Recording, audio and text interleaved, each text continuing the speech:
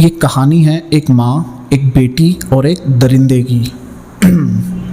साल 1972 मरियन बेकमायर के घर एक लड़की का जन्म होता है। लड़की का नाम रखते हैं एना बेकमायर। कुछ समय बाद मरियन का उसके पति से तलाक हो जाता है, यानी एना की पूरी जिम्मेदारी अब मरियन पे आ गई थी। मरियन जो कि एक नौकरी पेशा औरत है, अब उसको अपना काम भी देखना है और बच्ची की देखरेख भी करनी है। कुछ समय बीतता है, एना अपनी उम्र के बच्चों से ज़्यादा समझदार हो जाती है, क्योंकि उसको काफ़ी चीज़ें खुद से मैनेज करनी होती है। वो खुद स्कूल से घर आती है, खुद अपना खाना गर्म करके खाती है और दिन में बच्चों के साथ खेलने चली जाती है।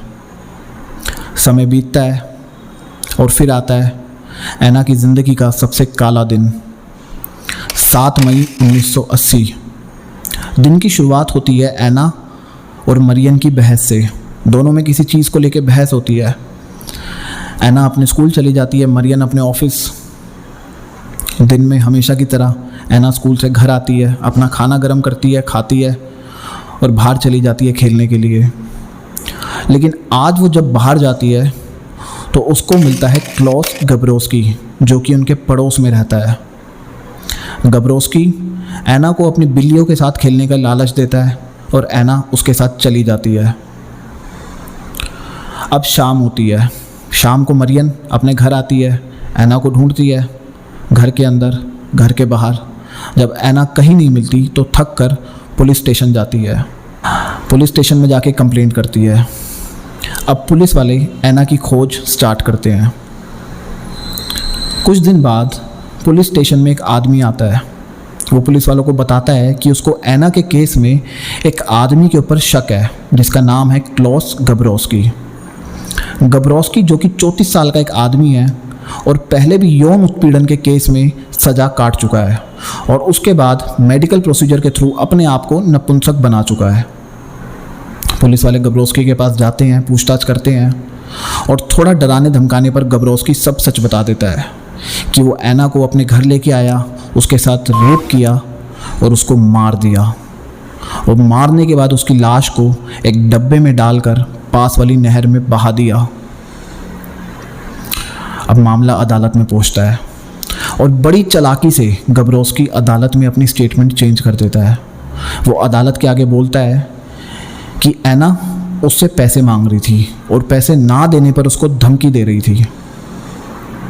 अब कुछ समय बीतता है, अदालत में सुनवाई होती है और हर तारीख पर मरियन उसी उम्मीद के साथ कोर्ट पहुंचती है कि आज शायद मेरी बेटी को न्याय मिले, आज शायद मेरी बेटी को जस्टिस मिले।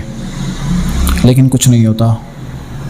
समय और बीतता है और अब गब्रोस्की का वकील कोर्ट के आगे नई दलील रखता है। वो बताता है कि गब्रोस्की हार्मोन चेंज करने की जो दवाई खाता है उससे काफ़ी गुस्सा आता है और उस दवाई के असर में गब्रोस्की से ऐसा काम हो गया। अब मरियन पूरी तरीके से अपना आपा खो रही थी। मरियन कहती है कि एक तो उसकी बेटी चली गई, ऊपर से ब्लेम भी उसी की बेटी के ऊपर लगा और अब ये नई दलील।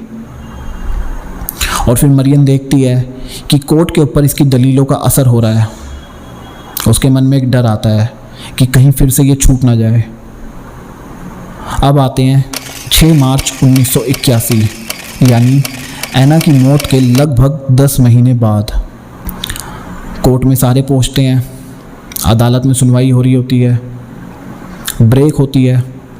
ब्रेक के बाद वापस सारे आते हैं, गब्रोस्की, जज, वकील और मरियन आती है, अपना कोट खोलती है और बंदूक निकाल के गब्रोस्की के सीने में गोली मार देती है।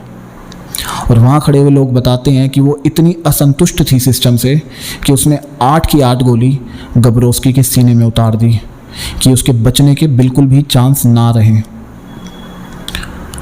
और वो अपने हाथों से बंदूक छोड़ देती है और उसको गोली मारने के बाद बोलती है, सुअर तू यही डिज़र्व करता था। और बिना किसी जोर ज़बरदस्ती के पुलिस वालों से अरेस्ट हो जाती है। अब तक ये पूरा केस मीडिया में फैल चुका था, पूरे देश में फैल चुका था। मरियन के सपोर्ट में नारे लगते हैं। 15,000 लोग उसके लिए खत लिखते हैं कि इसको सज़ा नहीं मिलनी चाहिए, इसकी सज़ा माफ़ होनी चाहिए। बट पूरे अदालत के सामने मर्डर हुआ है, गोली चली है, तो सज़ा तो मिलनी थी, लेकिन थोड़ी नॉर्मल सज़ा देते हैं। 6 साल की सज़ा, जिसमें से 3 साल की सज़ा काटने के बाद मरियन को पैरोल पे बाहर भेज दिया जाता है। मरियन बाहर आती है, अपना देश छोड़ के दूसरे देश चली जाती है। साल 1996 मरियन की मौत होती है और मरियन की इच्छा के अनुसार उसकी कब्र उसकी बेटी ऐना के बगल में बिछाई जाती है।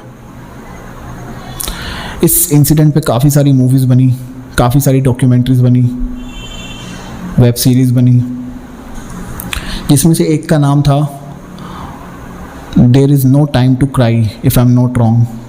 मैं मेंशन कर दूंगा, जिसकी रील आप सब ने देखी होगी, तो मैंने सोचा ये स्टोरी आपको पता होनी चाहिए। और ये मेरी पहली वीडियो है, अगर थोड़ी भी पसंद आई तो प्यार दिखाना। फिर मिलते हैं।